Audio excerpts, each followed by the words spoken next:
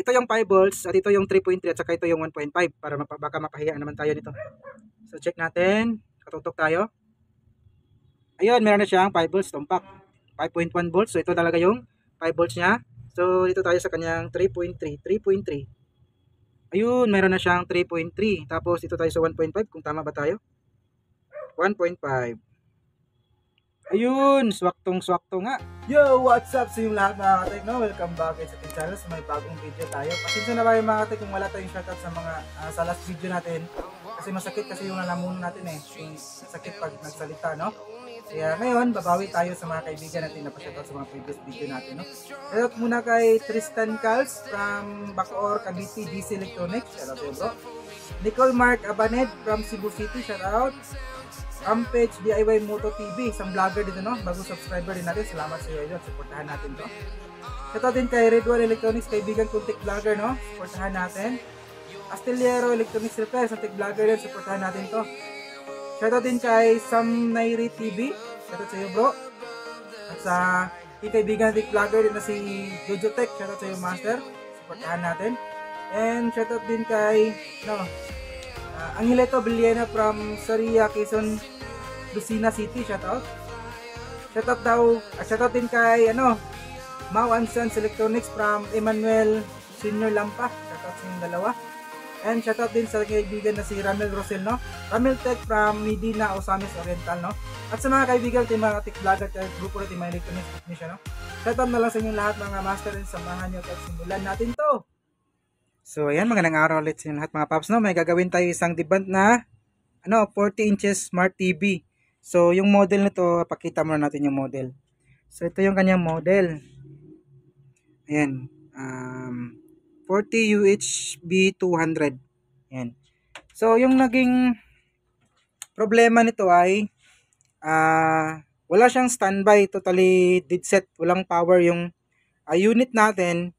So ito yung susubukan natin gawin kung papalarin tayo at magawa natin to, no? And wait lang. Saksak muna natin para makita nyo yung problema. Yan, saksak natin. Ito tayo sa kanyang tinagilid ko kasi to kasi alanganin dito sa may stand natin. Baka dumulas at madisgrasya pa. So pansin nyo naman, walang standby. Wala po tayo makikitang standby sa kanyang indicator. So, ibig sabihin walang power siya. So, gawin natin ito ay mag-voltage checking tayo. I-check natin ngayon to kanyang power supply at titingnan natin kung meron ba siyang secondary supply na papasok sa mainboard natin. Nasa taas yung mainboard natin, no? Kasi nakatagilid to. So, nakasaksak na yung unit natin. Test tayo ng mga supply. So, kapag ito, may mga secondary supply to, ibig sabihin na good yung ating power supply. So, posible na may problema. Ang problema nito ay sa kanyang mainboard. So, tingnan natin ngayon. So, naka-ready na yung tester natin. Ayan. Anak ko, sakit ng siko ko tumama sa mesa, pambihira. Check natin to ngayon kanyang 12 volts. Asan na yung 12 volts nito? Ayan, wait lang. So, nasa 12 volts tayo. Hindi kasi akma yung naka-indicate nito eh. Malilito kayo kapag ito yung sinundan nyo yung naka-label dyan. So, hindi siya nakatama sa may pins talaga. Kung saan nakalagay yung label, mabihira yung dibanta. Ayan. So, ito yung kanyang 12 volts. Ayun, meron siyang 12 volts. May 12, against the light na naman. May 12 volts yung secondary natin. Dalawang supply lang to kapag standby sana, yung 12 at saka 18 volts, 16 pala. So, meron meron yung 12 volts, meron tayong na-read na 12 volts, so good. So, dito tayo sa may 16 volts. 17, naging 17 nga Ayan. Nako, mambihira yung ilaw Meron tayong nakuhang 17 volts. So, ibig sabihin nito, na good yung supply natin, working yung supply natin. So, dito na tayo sa may mainboard tayo mag-focus. So, wait lang arrange lang muna natin. Saan kaya magandang lagay itong ating tester? Ayan. Kita ba? So, dito tayo sa kanya mga regulator. So, titingnan natin kung ito yung 12 volts Ito yung 12 volts na papasok. Ito yung 12 volts na papasok sa mga regulator. So ito yung nadadala sa ito yung reg na nadadala, nabubulo naman tayo, pambihira yung dila natin na. Kaya talaga. So ito yung 12 volts na papasok sa may regulator na nadadala sa 5 volts. So ito yung 5 volts natin. Tapos ito naman yung regulator na nagdadala sa may 3.3. At saka ito naman yung nagdadala sa kanyang 1.5. Ayan. So tingnan natin kung pumasok ba yung 12 volts dito. Ayan. Ayun, pumasok yung 12 volts sa may regulator natin. Tapos dito tayo sa kanyang resistor coil. Kung meron bang supply na papasok na galing sa may regulator natin sa mga LDO. Ako, sliding Ayun pansin nyo. Walang supply. Pero may papasok na 12 volts dito tayo sa paa ng paa ng regulator natin. Ayan nakatutok tayo. Pasok, meron tayong 11.8 na nakapasok. So yung problema niya, yung out, wala siyang out. Yan walang out yung regulator natin. So dito rin sa may kabilang side. Ayan. Wala rin. So dito tayo sa may 3.3. Ito yung 3.3 natin. 3.3 nakatutok tayo. Wala. Kasi yung 3.3 ay dito siya Yung out nito papasok sa may, ito yung magsusupply, yung 5 volts natin magsusupply dito sa may regulator, tapos yung ipapalabas niya ay 3.3. So wala dito, wala rin dito. At saka dito tayo sa 1.5. Check natin yung 1.5, nakatutok tayo sa 1.5 sa may resistor coil. Ayun, wala rin. So walang 5 volts tapos walang 3.3. So ibig sabihin wala talagang maka-indicate na standby dito. Kasi yung standby natin ay nasa mga 3.3 volts. Kaya pala walang indicator dito na standby kasi walang supply. Walang nilalabas na supply yung ating regulator sa may 5 volts na magsusupply sa may 3.3 na regulator natin. Yun. So, kapahinga natin ano ba mainit ito. Ang init ang init. So, medyo mainit yung mainit tong resistor coil na to. Check natin yung buzzer. Nagkaroon na ng short circuit. So, unplug muna natin. Then, magsiswitch tayo ng buzzer. Ayun, naka-buzzer tayo, no? Check natin ngayon to. Itong kanyang resistor coil. Ito yung out Ayun, naka-buzzer nga. Ayun, no? 0-0. So, yung A natin, yung A ng 12 volts, ayun, wala. Dito talaga sa out. Posible dito may problema yung shorted yung regulator natin sa may 5 volts, no? Pwede rin dito sa mga SMD filter or sa iba pang linya na papasukan nito ng ating 5 volts. So dito tayo sa may 3.3. Yun, walang buzzer. 1.5 walang buzzer din. So dito tayo mag-focus. Dito tayo mag-focus sa kanyang 5 volts. Dito kasi nandito yung grounded na nare-read natin. Ayun kabilaan yan red. Nagre-read siya ng buzzer, nagba-buzzer siya. So gawin natin ito. Isolate natin to para malaman natin kung saan talaga nanggaling yung shorted niya. So isolate natin ito. Tatanggalin muna natin tong resistor coil natin. Tapos check natin na resistance yung kanyang dito banda galing sa may regulator natin.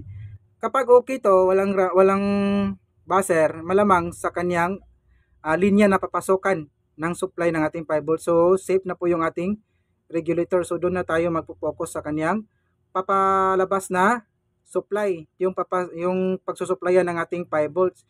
So dadaan muna yan ng ating dito sa may resistor coil, dadaan yan ng mga SMD filter. So yung gawin natin, isolate natin to, tapos kung meron pa rin dito sa may out, tapos dito wala, naging safety na, ay dito tayo magpo-focus. Titingnan natin yung dadaanan ng ating 5 volts supply kung asan banda yung grounded. Baka sana hindi yung MCU natin ay yung main IC natin ito, no? So ito, tatanggalin natin to, tapos isa-isahin natin tong filter capacitor na to. Ayan, is MD. Ayan. tatanggalin natin to pa isa-isa, baka dito yung sira. So, tatanggalin muna natin yung mainboard natin. Wait lang. So, ito na. Continue tayo, no? So, nagawa natin yung execution. Hindi ko na ipakita kung natanggal natin to. Pero tinanggal natin to, yung resistor coil. Tinanggal natin yan. So, naging okay dito. Nawala yung grounded dito sa banda. Na galing sa may regulator natin. So, yung dito naman, yung papalabas, yung dito, ang naging grounded. Kaya, ina-isolate ko siya. Dito muna ako sa kanya mga SMD capacitor. At isa-isa ko itong pagtanggal. Ayun. At meron nga tayong nakitang isa na shorted na capacitor. SMD capacitor ito. Meron tayong nahuling isa. So, sana ito lang yung problema, no? At gagana na yung unit natin. So, nakabuzzer tayo ngayon. Wait lang, set up ko naman yung ating tester. So, nakabuzzer tayo. Ayan, nakabuzzer tayo. Para makita nyo. Ayan. So, check natin tong resistor, SMD capacitor na nakita natin kanina. Para maniwala kayo. Ayun, oh. Nako, wait. Ayun. Ito yung grounded. Ayan, oh. Tapos, tingnan natin yung linya. Ito, yung linya ng ating 5 volts. Ayun, oh. Hindi na siya nagbabaser. So, dito nga tayo. Sa may ground, yung kabila nating T-spread sa may ground. Tapos, point natin dito. Dito na lang. O, ayun, oh. O, diba? Nawala na yung grounded. So, ito lang talaga yung capacitor na to yung may problema. Sana ganito lagi yung repair para walang di masyadong mahirap, no? Ayan. So, ang gawin natin nito, papalitan ko muna yan. Tapos, hanapan natin ng pamalit. Katapos napalitan natin ay balik natin doon. And testing na tayo kung may 5 volts naman na nalabas at meron na bang standby tayo makikita doon sa kanyang indicator. So, wait lang. Ito na, continue tayo. So, napalitan na natin to. Yung SMD natin na shorted na capacitor. So, ulitin natin. Ka-ground na to. Buzzer yung ating tester. Yan. So, check natin to yung sira. Yun. Grounded siya. So, dito tayo ngayon sa linya ng ating 5 volts. Para masiguro natin na hindi sira yung pinalit natin, no? Ayun. Hindi na siya nag-buzzer. So, ibig sabihin, good na. Okay na. Ayan.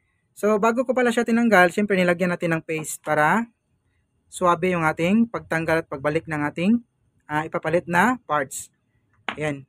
So, wala nang grounded. Siyempre, lagay nang muna natin tong sira na capacitor na to. And balik natin yung mainboard natin doon sa unit natin and titingnan natin, test tayo kung meron na bang standby na lalabas dyan. So, wait lang. So, ito na. Naikabit na natin yung ating mainboard. So, naka-ready na yung tester natin. So, moment of truth tayo. Saksak na ba natin? Ayun, saksak na nga natin. Saksak natin. Tingnan natin dito kung na-standby na ba. Ayun, may kulay pula na. Nako, pagbihira. Nako, sagi pa yung ating hot air. Muntik na akong mapasok. Pambihira ka. Ako pa naman isa dito. Yun, may standby na siya, oh. Ayun, meron na siyang standby. Buti, yung capacitor lang yung siguro yung problema, no? Standby na siya. So, pipindutin natin yung power niya. Ito yung power. Power. Ayun, umilaw na yung backlight niya.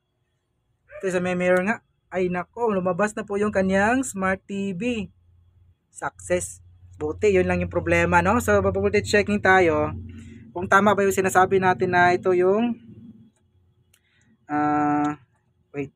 Ito yung 5 volts at ito yung 3.3 at saka ito yung 1.5 para baka mapahiya naman tayo nito. So, check natin. Katutok tayo. Ayun, meron na siyang 5 volts tumpak. 5.1 volts. So, ito talaga yung 5 volts niya. So, dito tayo sa kanyang 3.3. 3.3. Ayun, meron na siyang 3.3. Tapos, ito tayo sa 1.5. Kung tama ba tayo? 1.5. Ayun, swaktong-swakto nga. Parang Coca-Cola swakto 1.5. Yun, normal na yung mga supply. So na magpagka-check natin to kanina, walang mapalabas na 5 volts dito. 5 volts para sa kanyang 3.3 at papunta din sa 1.5 dahil nga may problema. Shorted yung filter SMD capacitor niya. So ngayon, napalitan natin, naging normal na at buo na yung ating unit. Ayun, may no signal na siya. Success. Salamat po at nagawa natin, hindi tayo pinahirapan, no?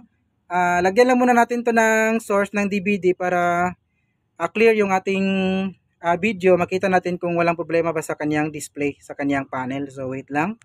Yan, continue tayo, no? So hindi ko to nilagay kanina kasi sobrang delikado, kunting-kunti lang yung kanyang pagitan. Baka masagi natin ng konti ay babaklas yung ating unit, masira pa tuloy, pambihira.